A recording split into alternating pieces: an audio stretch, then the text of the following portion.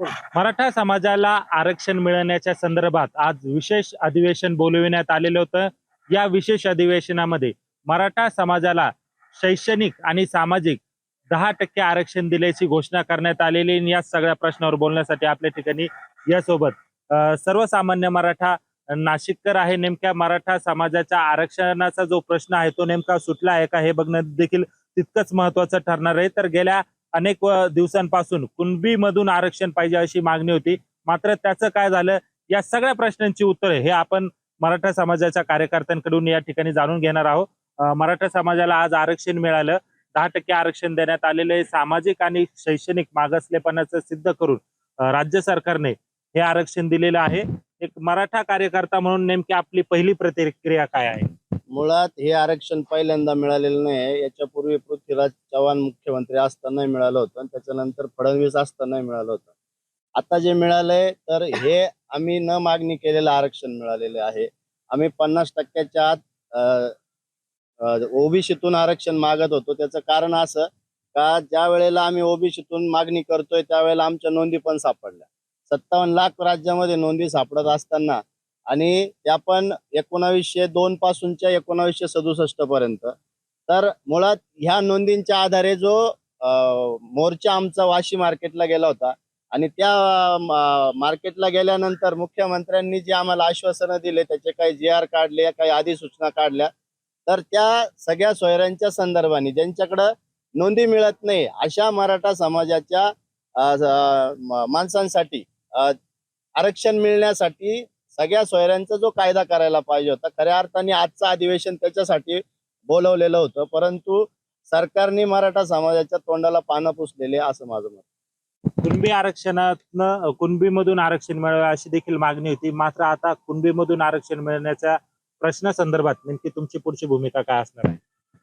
मराठा समाजाला 50%च्या आत जे शाश्वत हे आरक्षण मिळालं पाहिजे अशी सर्वांची मागणी होती आणि त्यातल्या जरांगे पाटलांनी सुद्धा तीच मागणी केलेली आहे.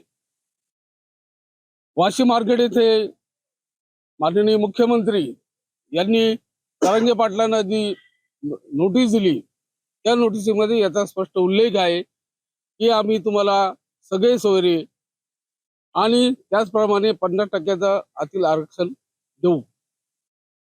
कारण त्याच्यामुळे हे शाश्वत असल्यामुळे त्याच्यामध्ये कोणत्या प्रकारचा भेदभाव होण्याचा किंवा दगा होण्याची शक्यता नव्हती.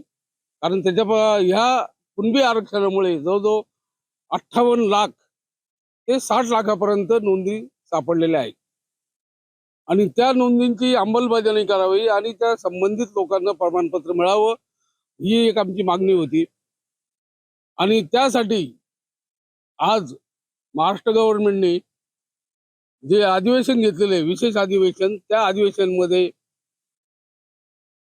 निकाल देताना हा मराठ्यांच्या तोंडाला स्पष्ट पाने पुसलेली आहेत आणि जो वाशी मार्केटमध्ये गुलाल उधळला होता याची त्यांनी हे राखली नाही असं आम्ही त्यामुळे निषेध व्यक्त करतो.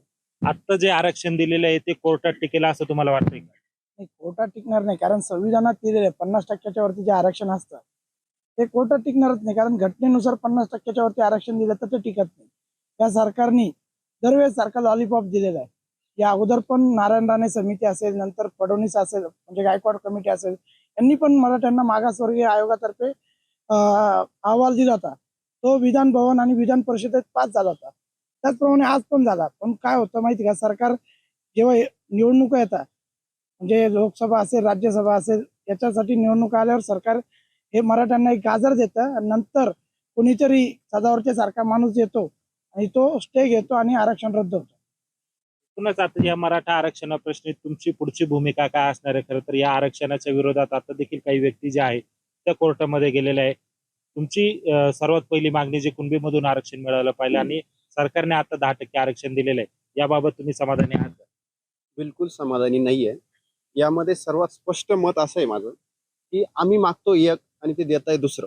एक लक्षात घ्या, आमचं म्हणणं असं आहे की आम्ही कुणबी आहोत, आम्हाला कुणबीचं आरक्षण हे सेंट्रलला सुद्धा चालतं आणि राज्याच्या मागासवर्ग आयोगामध्ये सुद्धा ओबीसी म्हणूनच कन्क्लूड होतं, गणलं जातं. आता राहिला विषय, यांनी जे आरक्षण दिलंय हे फक्त मराठा समाजाला दिलेलं लॉलीपॉप आहे निवडणुका तोंडावर असताना. याच्या आधीही देवेंद्र फडणवीसांनी आपल्याला हेच आरक्षण दिलं होतं, जे 10% नव्हतं, ते 16 आणि 14% होतं. ते कोर्टाने 12 आणि 13% केलं होतं एज्युकेशनल आणि नोकऱ्यांमधलं. ते उच्च न्यायालयाने मान्य केलं होतं, परंतु 102 ची घटना दुरुस्ती केल्यामुळे सुप्रीम कोर्टाने ते नाकारलं. हे तेच आरक्षण आहे. मग तुम्ही मराठ्यांच्या ऑलरेडी जखमीवर मीठच सोडलं. आधी ऑलरेडी हेच द्यायचं होतं, तर मग अजून 10% कमी करून कशाला दिलं? आधीच क्युरेटिव्ह पिटिशनचा निकाल बाकी आहे. क्युरेटिव्ह पिटिशन मध्ये जर तुम्हाला आरक्षण द्यायचं होतं तर मग तेच 14% आम्हाला कंटिन्यू झालं असतं. फक्त मराठा समाजाला वेड्यात काढायचा धंदा एकमेव व्यक्ती आहे देवेंद्र फडणवीस. यांना हे सगळं माहिती आहे. ते कायद्याचे अभ्यासक आहेत. त्यांना कायदा खूप चांगल्या पद्धतीने समजतो आणि समाजामध्ये भांडणं लावायचे, ओबीसी विरुद्ध मराठा वाद लावायचा आहे. यामुळे हे खेळलेली खेळी आहे आणि मराठा समाज हा या खेळीला त्यांना पार पाडणार आणि मराठा समाज आणि ओबीसी समाज हा स्थानिक लेवलवरती एकत्रच आहे. फक्त वाद लावण्यासाठी हे भांडणं लावले. आम्हाला आरक्षण ओबीसी मधूनच पाहिजे आणि स्वतंत्र प्रवर्ग जरी असला तरी तो इन्क्लुडिंग ओबीसीच असला पाहिजे. आमचं पहिल्यापासून तेच म्हणणं आहे, तुम्ही जातीने हे जनगणना करा. ज्या जातीची जेवढी संख्या आहे तेवढं त्यांना आरक्षण मिळू द्या. जे फुगीर आरक्षण चाललंय ते फुगीर आरक्षण कोण खातंय हे कळलं पाहिजे ना. पण फक्त वेड्यात काढायचं, ओबीसीतून नको, याच्यातून नको, त्याच्यातून नको, हे जे समाजामध्ये संभ्रम अवस्था निर्माण करण्याचं काम करतंय, याच्यामध्ये एकच मास्टर माइंड आहे, तो म्हणजे देवेंद्र फडणवीस.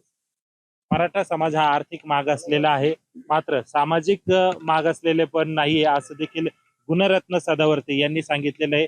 त्यांच्या या प्रतिक्रियाबाबत आपलं काय मत आहे? खऱ्या अर्थाने गुणरत्न लोकशाही मराठी ऐका, पहा, जागरूक रहा.